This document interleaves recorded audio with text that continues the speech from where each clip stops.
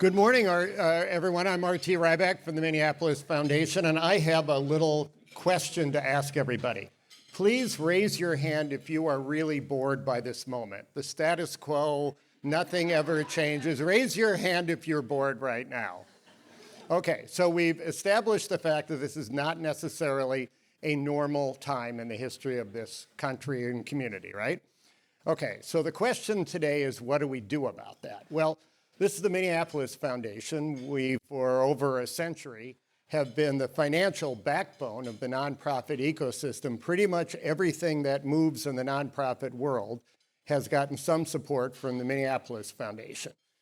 Everything except incredibly weird organizations. So we invest a lot in that, and money matters. And we are increasing the amount of money that we're getting out. Joanne Stately, who we see here, Senior Vice President here, just put out more than $3 million in economic mobility, especially looking toward the future. Chris Beach, who leads our philanthropic services team, and Maggie McCracken, who works with him, have a campaign that is basically around the whole idea, stop sitting on your assets, meaning get the money out. So money matters. Money is the part of this conversation, but we're here to talk about the fact that we have options. And we need to have options. And if we don't have options, we have to figure out, how does 1 + 1 = 3? How do we really recognize that at this moment in time, there is, for better or worse, a new status quo? We don't know where we are going. There are multiple scenarios you can lay out. But what is not debatable is change. And so what we want you to do is, as leaders in this community, to hear an example of two organizations and some really, really open-minded, innovative thinkers, what they did to address that moment. We are not saying overtly that every single organization in this community needs to change. We are saying every single organization in this community should be asking the questions about, are they in the situation right now to best serve the people who they serve? One of the things that we are doing is also recognizing that as you begin to get those ideas, we want to especially lean into them. So we've started something called the Building Forward Fund, the BFF. We want to be the BFF of any innovative leader with a big idea. So we've taken a series of all-stars from the nonprofit ecosystem. Kate Barr, I see you over there, and a few others here. They've been around the ecosystem a long time. We gave them about $600,000. We said, come together and say everything matters right now, but what are those few important leaders and organizations that are looking forward and are coming up with innovation? We did a grant to help the Minneapolis and St. Paul Chamber look at merging. I thought that would never happen. And not everybody needs to merge, but everybody needs to recognize this moment. And as I walk off here, I want us to recognize the fact that you nonprofit leaders are unbelievably important right now. And if you're not hearing thank you enough, we're going to say thank you. And now I'm going to say you are not the most important people in this moment. The most important people in this moment are the ones that we serve. And as we make these decisions, we are going to have to say, my importance as a nonprofit leader is less important than the needs of the people we serve. As we put others first, we'll begin to understand the path to the future. And with that, I want to turn it over to our Vice President of Collective Impact, Patrice Relerford, who has led all of this work, and she will help set the further context for it. Welcome, and we're really happy to have you here.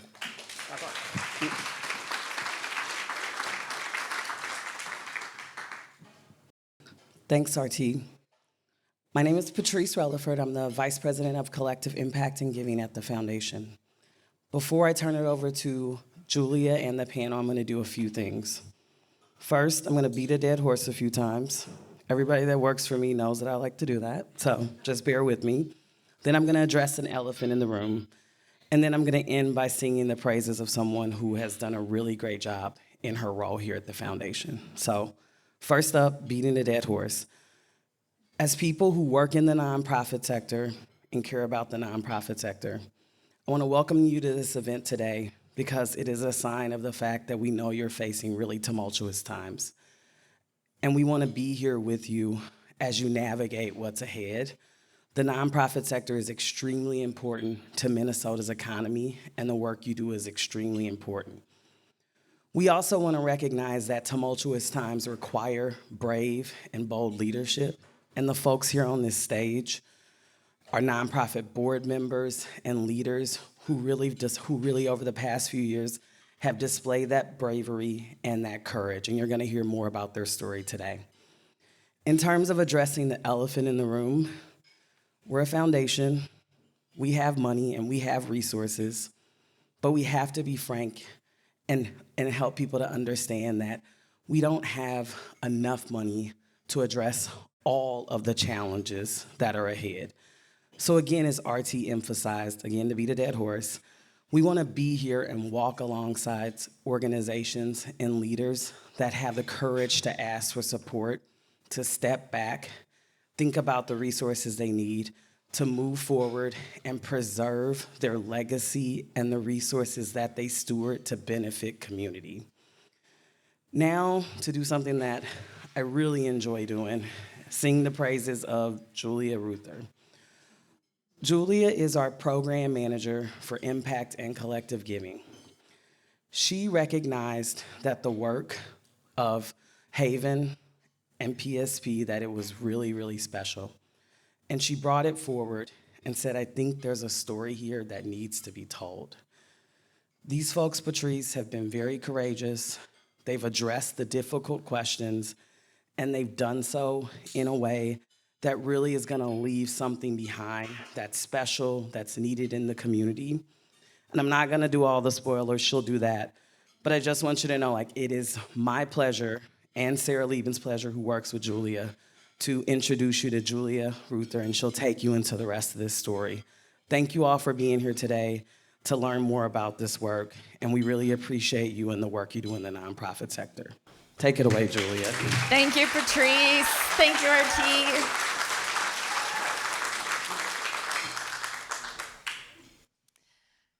Thank you for being here. I'm Julia Ruther. I'm Program Manager for Impact and Collective Giving at the Minneapolis Foundation. I appreciate you showing up today, this early, to talk about a topic that's really shrouded in feelings of fear and shame, images of, collapse, the dissolution of an organization. Essentially to talk about how to plan the funeral, perhaps, of a beloved organization. I'm here to encourage you that funeral could be a celebration of life and legacy and impact. If you gift yourself time, if you act strategically, and if you bring your supporters along with you. You can, as we Irish like to say, put the fun in funeral. But before the fun, the reality. Right now, nonprofit organizations are navigating drastic changes in government funding and policy, rising operating expenses, growing gaps and unmet needs in community, and unreliable philanthropic dollars. Minnesota Council of Nonprofits has been showing us through their reporting over the past 5-10 years that financial precarity is the operating status quo for most of Minnesota nonprofits. Our social sector is in crisis, and it is rich with assets, capability, opportunity, creativity, people power, right? We are in a period of transition, and this is a crux moment. Now is a time for solidarity and for fortification of our resources for community. As your community foundation partner, philanthropic advisor, a peer in this generous community, I am calling on you as donors, funders, leaders, board leaders, volunteers, activists, consultants in the ecosystem, community caregivers. Be brave, face the financial facts, explore the options, make plans, engage your supporters, take action, then iterate and take action again, so that what must remain for our community has the chance to. In January 2024, Haven Housing, a 40-year-old organization dedicated to supporting women-led families, submitted a funding request to one of our collective giving groups. In it, they shared that they were in the process of a multi-year sunsetting. This process included, at the time of the request, active discussion of an asset transfer, gifting St. Anne's Place, an emergency shelter in North Minneapolis, a thriving, needed resource, to a values, mission, financial operating aligned partner in people serving people. The request was declined by the giving group, but I recognized, as Patrice said, that this was something special and important and something that the Minneapolis Foundation really needed to show support for. So I worked with Patrice and we moved money to St. Anne's Place. What made it stand out? The honesty and the strategy. Haven Housing was sunsetting in a way that was collaborative, deliberative, centered in care, trust, and people. It also, at that time, was not totally buttoned up. So through one lens, this could have been viewed as a risky investment at a time of perceived uncertainty. Through another, it was a timely, strategic investment presenting an opportunity to really endorse brave leadership and to ensure continuity for a strong community resource. Our community needs us to look through that second lens. We've got to destigmatize exploring options in the face of an unsustainable operating model. Haven Housing's leaders didn't wait to run the organization into the ground. They assessed their position, centered community, and acted bravely to ensure that what must remain for community, St. Anne's Place, does. We're gonna spend the next hour engaging with each other, digging deeper with our panelists. Lissa Jones-Lofgren, Interim Executive Director of Haven Housing, who led through the sunset process. She's a distinguished executive leader, fractional CEO, and organizational behaviorist. Sharice Turner was chair of Haven Housing's board through its sunset and joined People Serving People's board with the finalized gift of St. Anne's Place. Emily Seddon serves as assistant director at Haven Housing and walked alongside the Haven Housing board until the very last pieces of the process was done in June of this year. And Allison Wagstrom, senior loan officer at Propel Nonprofits, who leverages strong working relationships with leaders to help propel overall development. Thank you. And I'm going to turn it over to Allison. Thank you so much. I'm honored to be on this stage with these wonderful, wonderful women. I am here really to context set. Propel Nonprofits is a Minneapolis-based nonprofit that focuses on a vibrant community. In addition, I personally have been on boards for the past 20 years where we have faced these kind of questions. In my community and professional work, I see the impact of not approaching the question of sunsetting in a timely manner. Let me be clear, sunsetting isn't a failure. It's a normal part of a nonprofit life cycle. However, like all strategic decisions, it needs time. Sunsetting is mission-focused and is part of the ongoing life cycle. When organizations face significant financial and governance challenges, sometimes boards and teams struggle to make the decision. Facing this conversation requires transparency, honesty, and planning. It's also very emotional work. It requires individuals and groups to work together. Complex emotional ranges can occur. It requires courage to ask whether the organization should consider sunsetting. I don't want to overlook the importance of honoring how difficult these conversations can be It is essential you make time for them because you will have very real human reactions to it. When the question has been broached, it can be a lift for members of the board and staff, as I'm sure you will hear. As such, I want to highlight some considerations about the process. First, identifying leadership is essential because this can be a process that takes time. Sometimes a task force of board and staff are called to help alleviate that work. The board remains integral in the process of sunsetting, both legally and structurally, and external advisors are often needed, such as people from Propel, such as people from nonprofit lawyers, accountants, and strategic communication specialists. Human resources remains important throughout the conversation. Communication to internal and external stakeholders is primary. And finally, legal. Financial work will be part of the process throughout. Propel has partnered with organizations in this discussion throughout our history.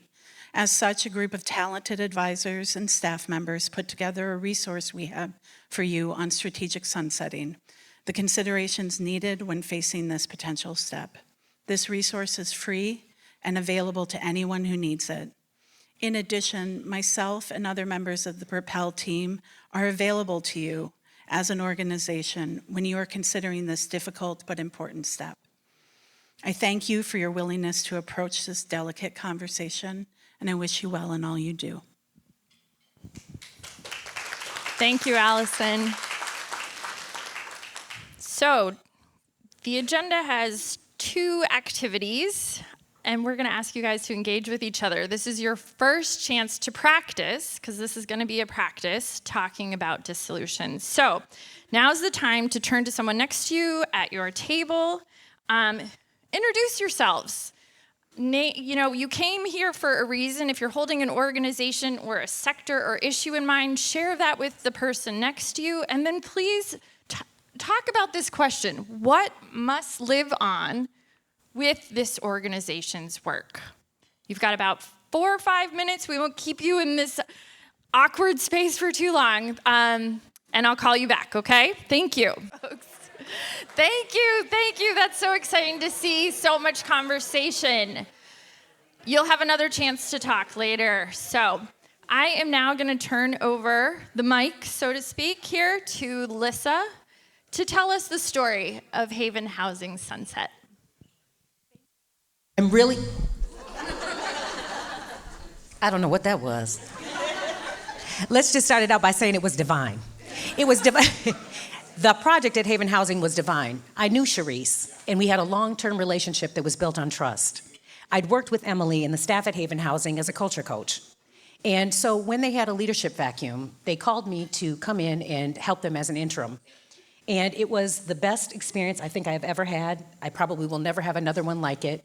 I owe many things to these 2 precious people. What I would say is we came in together and we did an organization assessment, like, what's going on? Marvin Gaye, right? Like, what's happening here? Right? What's happening here? And you began to look at the idea that 3 different buildings stand up 3 different cultures, because leadership is generally affected by place. So you have 1 culture you want to protect and 2 cultures that need some work. And then you turn around and you look at the financials and you say, can this dog hunt? Can we keep it going? And then you look at the field and you say, well, what of the things we're doing, though they all matters the most? And what happened was moms and kids at St. Anne's Place, the only shelter for moms and kids in Hennepin County. And it was very clear from there. And with the help from the brilliant Emily Seddon, who sat down with me, and we said, what if we came up and told the board that we should probably do something different? And like we shouldn't have 3 buildings and 3 programs. And where would the other 2 programs go to be a better place? Not shut down, but a sunset to sunrise. Remember that? I just thought of that out there right now. That's what our communication guy gave us. He said, you guys are sunset to sunrise. I said, I'll go with it, I'll go with it. It's so positive. Let's go. In fact, we were joking. Emily came up with the idea that we did so well with the messaging, we couldn't get any PR when we gave the gift. So, nothing to see here, folks. But at any rate, Emily did a marvelous job of keeping the communications transparent, of talking to the staff, to the board, of making sure everybody knew everything when they needed to know it. She was masterful in being able to be the right hand of everything that was happening. I don't give myself any credit other than sitting in the chair and listening to these two brilliant people and watching Charisse go to work with the board. They trusted her, they knew her, and when she said, I believe that this is the right way, they never looked back.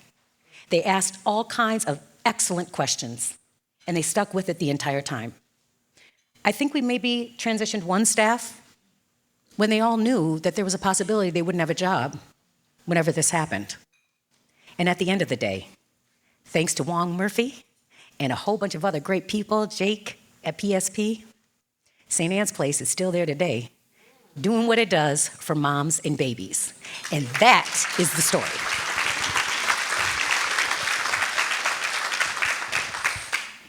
Charisse Turner, chair of the board, who took us all the way with your brave self. It's on you. Thank you. Let's another round of applause for this woman right here.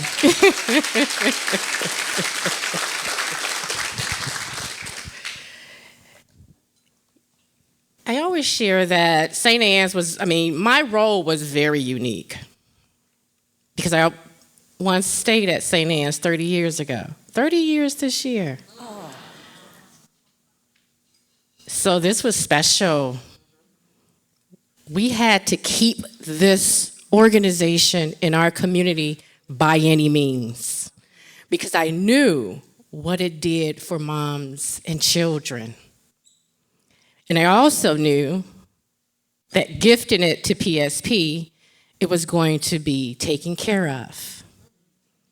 That was also the reason why I chose to join one of the other board members because I wanted to have a front row. And they haven't disappointed. They have not disappointed. But I also think it's really important because we were a little brave stepping into this space. I had just came off the heels of another sunset of an age-in-place program at Twin Cities Habitat for Humanity. It was still scary, though, stepping into this because St. Anne's Haven Housing was very special to me. And we just knew that we had to make sure that it had legs out there, was able to be sustained. And we're talking about a huge gift that we were able to turn over to another organization. I'm just going to show of hands. Who heard of this type of gift? Not a one. Just Propel. Propel. But Propel, simply because that guide helped me through 2 of them. But I'm just saying, this is unheard of for any nonprofit to gift a program to another nonprofit. Let's just say our pride gets in the way. And let me also say, we were like, we can't fail. So whatever the perceptions were, we didn't care because we knew what was important. So I would just say, thank you all, Propel too, because we did share this packet with our board just to bring them along. It was a pre-read, and before we met with them, we wanted you to come with some good questions. But also having the meeting before the meeting, it was so important that I brought the board along. And I thought I was the best person to do that because we are not making hasty decisions. They knew how special this organization was to me. So whatever I shared with you, it's in the best interest of the organization. But I will honestly say I was a little selfish because I could not let St. Anne's fail. And I said that from day one. Selfish reasons. But I also knew the impact that it had in the community. That trumped everything else. No pun intended.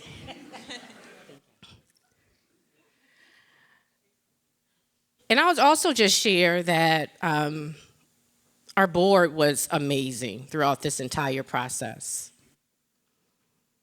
For those who may be thinking about this, maybe it's a thought, bring the board along.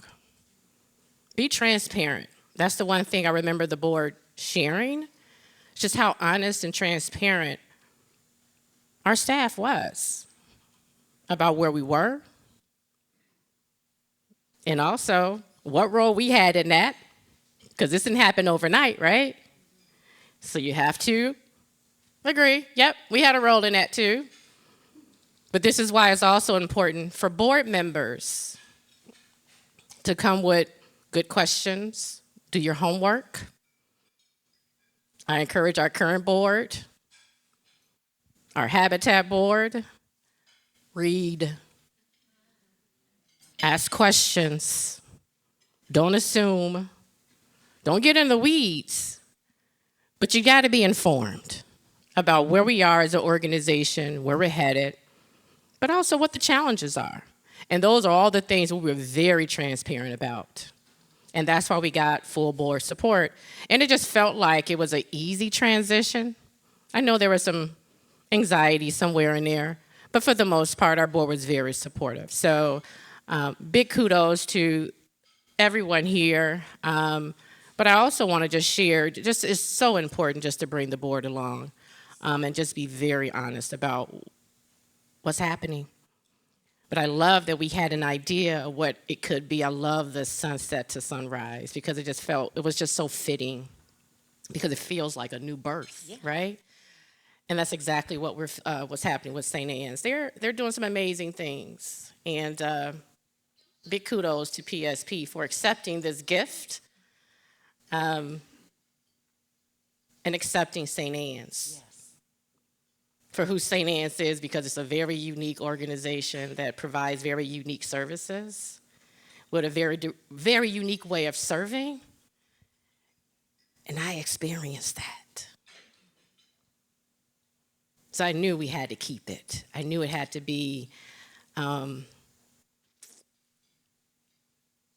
organization that really did change lives. I'm just one of many success stories, all due to St. Anne's. Thank you. Thank you, Charisse. Thank you, Lissa.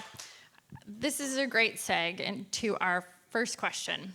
Lissa, I'd like to start by holding up bravery and courage in the face of complex risks. Talk to us about how did you inspire Haven Housing's board to embrace the brave path? How did you navigate away from those more reflexive feelings of shame and fear? Thank you. I was an interim. So when I go in, there really aren't any sacred cows. I'm looking at everything because I want to make sure that everything we're doing is mission aligned. I want to make sure that we can pay for it. I want to make sure that the people are getting what we say they're going to get. And so I'm compelled to tell the truth at the beginning. So what Charisse said about transparency and truth-telling was my job. I came in, this is what I saw, this is what I recommend, but it wouldn't have happened without Emily. Because Emily was willing to sit with me at a time when I'm like, I think I'm crazy, but what do you think if we do? And she's like, but what if we did this too? And what if we? And all of a sudden, then it came together. And then our lawyer was like, well, that's not a merger. That's a net asset transfer. I said, I dig that. That's really good. I mean, you gifted millions of dollars. This is good. This is good. We're in a power position, right? So I think that because I believed deeply in the mission, because we had trust and transparency, because Emily was there, because Charisse was there, when I started out, I said it was divine, and that's what I meant. Because everything that happened couldn't have happened that way if it weren't divine. We being together, the three of us, was happenstance and circumstance, but it came together. So I think it was the trust, it was the care and belief that they had in Emily, that they had in Charisse, and that they placed in me that allowed the board to be brave. And we were scared, but we did it, and they did it. Charisse, from your perspective as the board chair at that time, what stands out as a key, factor or moment that activated the board around the process of sunsetting? What moved them from maybe to yes? Yeah, I think just sharing what the full plan was. When I think of what Alyssa shared, the three unique systems, if you're looking across this continuum, very unique systems. And we guaranteed, we did, they're gonna be okay. I remember the women, we connected with a social worker who acquired our building and also was able to provide direct service, and the work continued. We just said, okay, y'all good. Then the other program, Extension. We wanted to make sure the women were able to secure housing after they left. And 100% of those women secured housing. You see? And then St. Anne's. My dear St. Anne's. Beloved, it is. It just continued. The women and their children, they're safe in an environment where they're feeling supported. They're getting the support and services that they're needed. So it's not a revolving door. Like, these are all the things that we should care about, right? Because I think even as in a foundation you're giving, you want to see impact, not outputs, right? Outcomes versus outputs. And we were able to see outcomes and impact across all of these 3 unique programs. And we get to witness St. Anne still thrive, still being a service in our community for women who may fall on hard times with their children.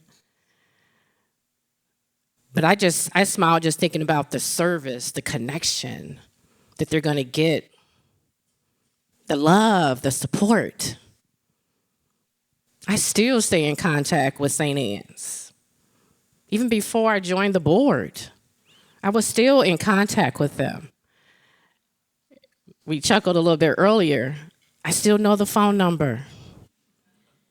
I know the address, 612-521-2128.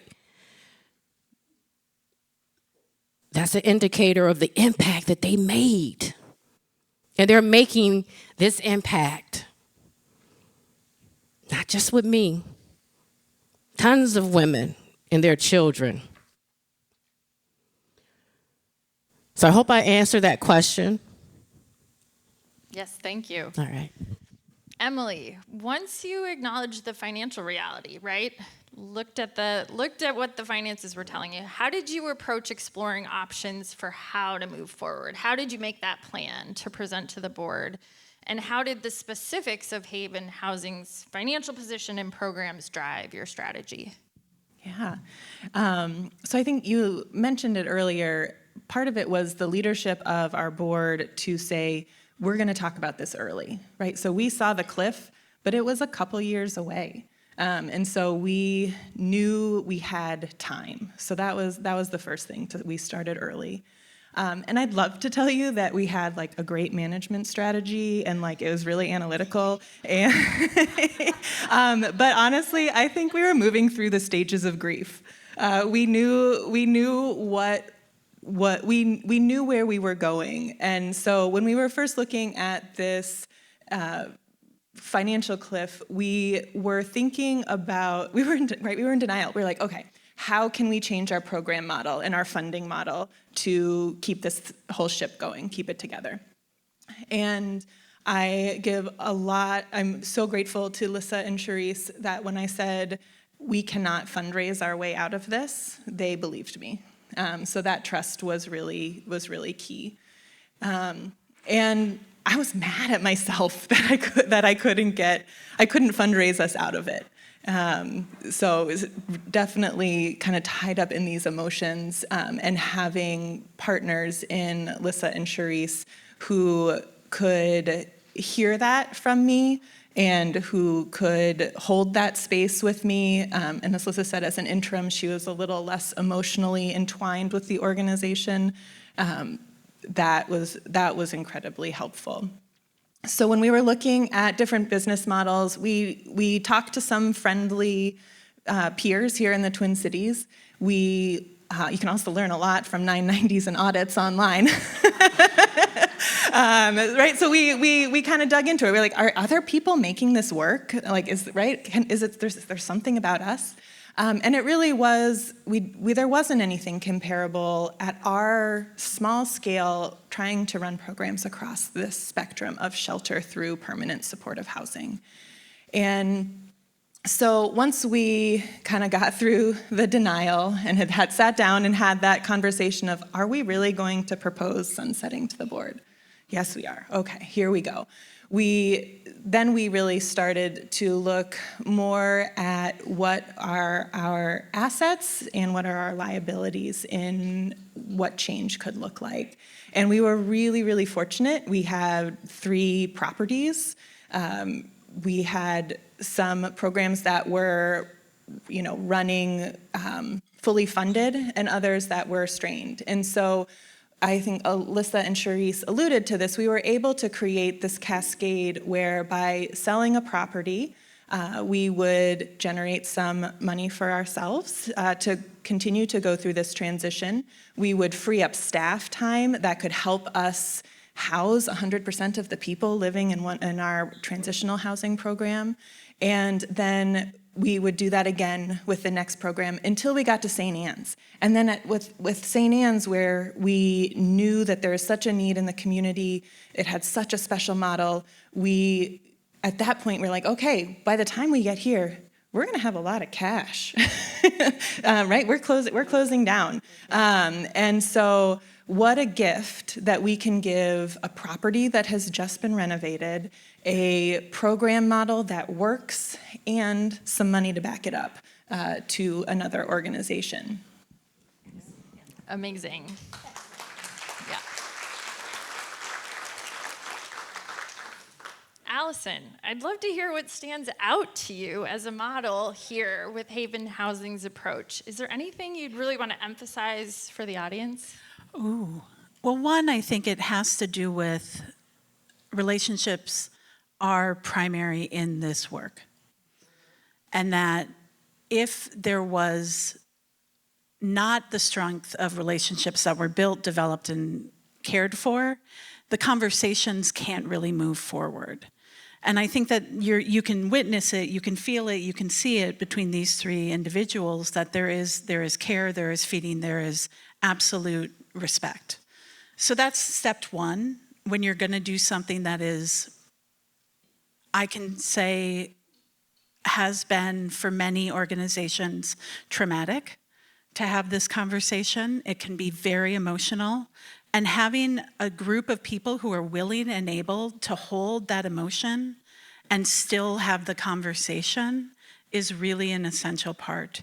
In addition, I heard a lot of things that I love, like forecasts and planning and cash flow projections, which I'm required by law to say as a propeller. Those kind of tools are often what tells you that conversation's coming. And one of the reasons we at Propeller so invested in helping the sector with financial tools is because we know that if you see something 2 years off, you have time. You can honor, you can do creative things. If you're not forecasting, if you're not doing that work, and it's 6 months until it's not sustainable, that's a different path that people are gonna follow. And all those paths are honest. All those paths exist. We all know paths that have been shorter or longer. And I think that this is a prime example of shared leadership, coming together, and trust. Thank you. Charisse, could you speak to the board's role in the final stage of sunsetting, this gifting of St. Anne's Place to people serving people? Talk about your experience and what stands out. How was trust built between the 2 organizations? Yeah. I remember, it started with just initial conversations, right? Just getting to know who's on the other end of PSP, right? Their board formed a work group, as Haven Housing did, and we started having conversations. And initially, we invited them over to St. Anne's and toured, and we broke bread. We had a meal together just to get to know their work, and they understand our work and who we are. think was really important. And then there was just a series of conversations. I remember one that was pretty profound when we went back to a government entity to negotiate rates, right? And we stood on business together and got what we needed together for this to continue, right? So it just started. I don't know if we could have done that together if we didn't trust each other, right? So I just think just the conversations, the openness, that we were just having with each other, our experiences. I think we were kind of feeling each other out too. I know I was. Just trying to understand who is going to be, overseeing this special thing that I cared so much about, right? So that was important when I felt like, I think we all kind of felt like, okay, we mesh. We're going to be okay. And then that's when the more formal things started to happen. And that even felt really collective as well. Just how we were celebrating each other, acknowledging the work, I think was really important because it was a heavy lift. Let me just say, it was a heavy lift. I was just on the other end of the phone just saying, yep, I agree, I support that. They did the heavy lifting, but we had already, my work was done, just getting the board on board. And then just building relationship with people, serving people and their staff. And I think we just got to the point where we cared about this gift that was about to happen. And equally, I cared about the people who was going to be doing it too, because I started to get to know who they were. And I was calm and eased at that point that it's gonna be okay. So yeah, that was it. So Lissa, about 75% of St. Anne's Place staff remain employed there, which is pretty incredible. Is this a unicorn scenario? What inspired staff to stay during all of this process, during the transition? What did that look like? St. Anne's is a gift, period, but it was extraordinary that the staff went and stayed and that PSP kept them. It's extraordinary, and part of it was stay bonuses, right? Just be practical. Like, hey, we don't know what's gonna happen in the next couple weeks. Stay bonus, sounds good. All right, we don't know what's gonna happen in the next month. Stay bonus, sounds good. Hey, everybody, hey, we're over here trying to keep That's people. why we needed the extra cash. Yeah, exactly. Keep your microphone on, Emily. This was a duo. This was a duo situation. So I really think it was our transparency. It was a constant communication. It was telling them what we knew. It was being honest about what we didn't know. We had Emily's stellar communication. We had the crisis communication guy. We never even needed him because Emily was so good at it. So I think it was because we were truthful, because we were upfront, because we told them what we could tell them when we could tell them, and we incentivized stay with bonuses.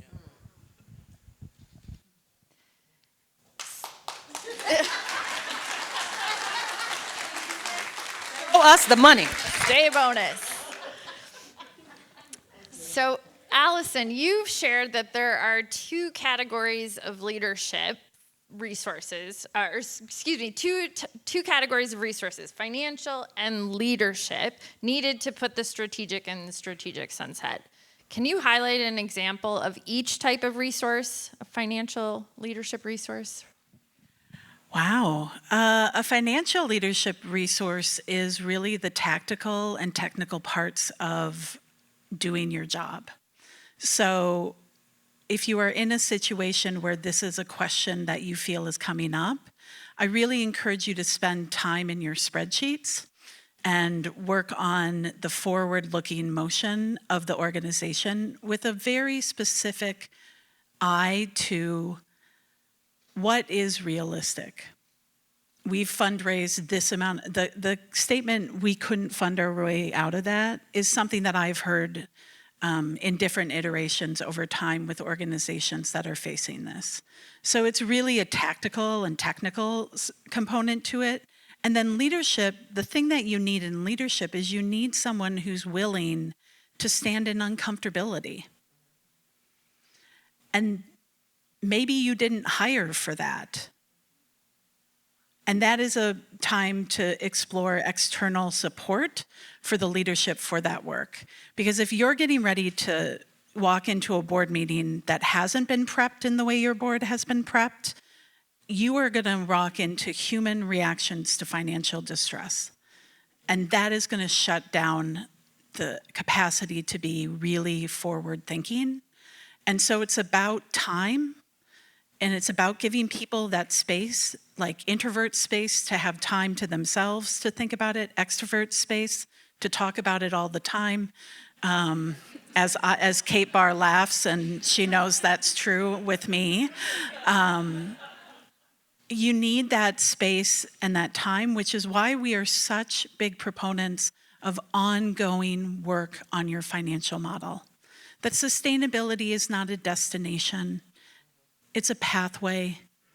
It's something that you have to work on every day. One of the things that I have said, and I learned from Kate, is that there's going to never be a point where you can stop worrying about money.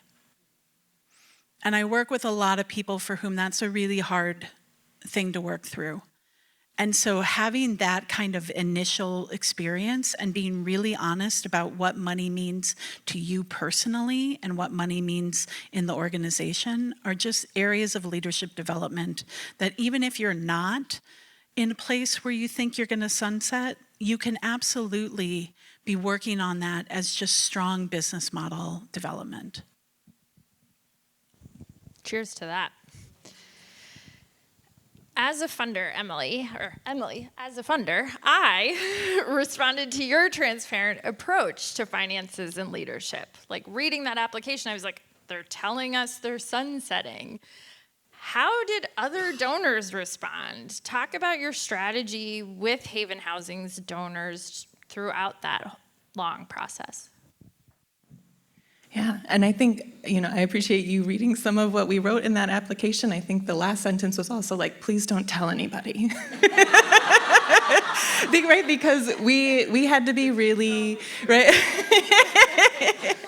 I'm glad, yeah. I think, right, we had to be really careful with where we were having those transparent conversations because we knew the stigma around sunsetting, and we didn't want that to be the narrative. We knew we had something special, that there was going to be this sunrise. And so we were really careful about with whom and how and when we had those conversations. And so overall, I know PSP's development director or director of advancement is here in the room too, Amanda, but it went really well because people care about funding the work. And so they didn't care if Haven Housing's name was on their tax receipt or People Serving People's name was on their tax receipt. They wanted to fund St. Anne's, right? But there's compelling mission, there's compelling work there. I think in the kind of the process of doing that, it was a lot of one-on-one conversations. It was a lot of email, a lot of mail eventually, social media. But one of the really unique things about the charitable asset transfer to People Serving People rather than a merger was that we couldn't just combine everything. And so this frustrated some people. They were like, right, just transfer my gift over to People Serving People and it's fine. And I'm like, I can't, right? Our systems are different. Haven Housing's privacy policy prohibits me from giving them your donor information without your consent. And so we went down kind of like through the list of like trying to make sure that we could talk to everybody, because that was one of the more challenging parts of the asset transfer or where it needed a more love and care in the handoff, because we had to do that one by one. And so I really appreciate the Minneapolis Foundation for the grace with which they accepted that conversation with Amanda and me in 2024, and being okay with the state we were at, because there, as we progressed, the negotiation of the gift in itself took time, right? There was things we needed to figure out. There was assurances that People Serving People needed. There were things that Haven Housing wanted to protect about St. Anne's and wanted to make sure was in that contractual language. And like, you can't, like, putting culture in contract is really hard. And so there was a lot of uncertainty. I think at the time we talked with the Minneapolis Foundation, we were like, we're pretty sure this is happening, but like nobody has signed on the dotted line yet. And so as donors, as board members, as you hold that space and welcome those communications, right? You can ask your own questions, but the trust that you had in us that we were approaching this with care was really helpful. Absolutely, and I think that that is a message really behind this panel and wanting to lift up what you all did so courageously and bravely, the resources that are available to organizations, you know, the organizations that you all are here sitting holding in mind. You know, my encouragement is, I know whether you're sitting here because you're an executive director or a board chair, you're also, I'm certain of it, a donor at so many organizations and a volunteer. And so, you know, I think it's so important that all of us, through those many hats that we wear, really lean in when we hear this, as opposed to kind of like lean out. And I think that leaning in and asking the questions and saying, like, tell me more about how you are getting here and where you're at, will do that sort of confidence building to say something is special is happening here. So I just, Amanda and Emily, that obviously was a very memorable call for me, just saying like, okay, look at so much care and investment. So if there's any message that you guys can sort of ripple effect out of this room is that these moments are the moments to say, let me help you fund that, do that, right?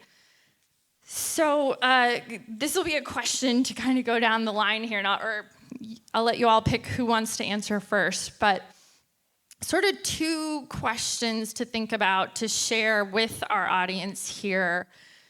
Advice, recommendation. First, what's one approach, an action or a mindset that you would recommend folks take as they're doing this kind of option exploration around merger, dissolution, financial sustainability? So an approach. And then what's one critical question that folks should ask of an organization, or something that maybe served you well in your process? So an action and a question. And I'll let you guys jump in. Who wants to start first? Feel the fear and do it anyway. We have to do it anyway. So I have to feel the fear and acknowledge it and get in my body and then get out of my body so I can go to work. And then the second was the question, what happens to the people?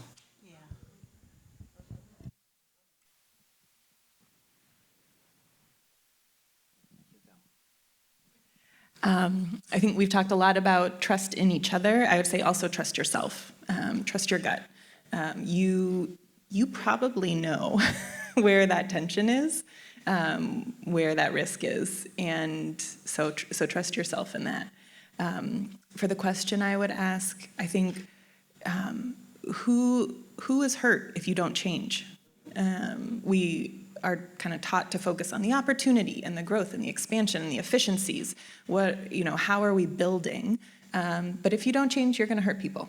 And so holding that question helped me get more comfortable.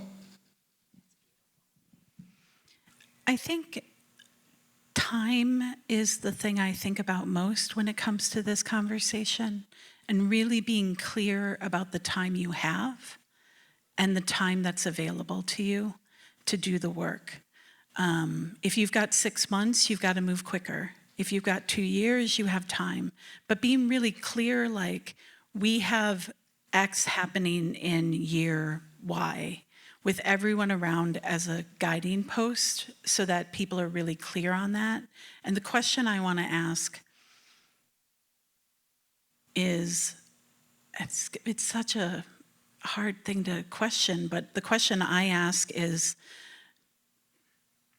don't burn it down in the parking lot, which is, don't have conversations in the meeting and then go outside and have that conversation out there.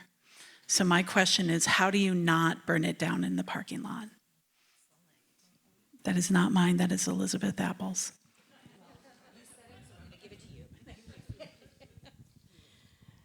I think for me is being okay with just change. I just remember a mentor of mine just sharing with me many moons ago around change is constant, inevitable, but it's good. We changed for the good.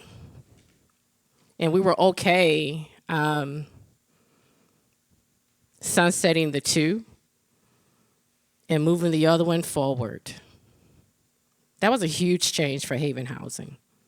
That was a huge change for the North Side. Let me just be very clear. And then my question would be, you guys have some really good questions too. I think for me,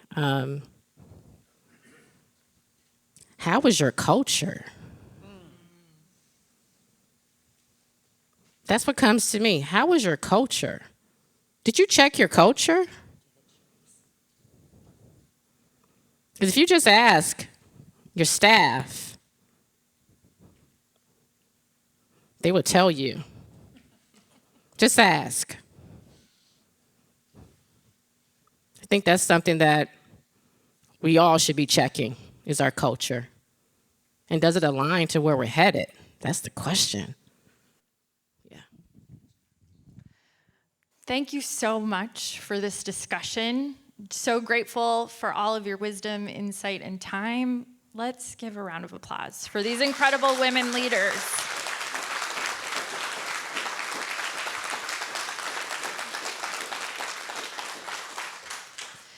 So they have just left you with some mindset action items and some really good questions. So I am gonna call you back to your table, turn to the person next to you with whom the people you were in conversation with.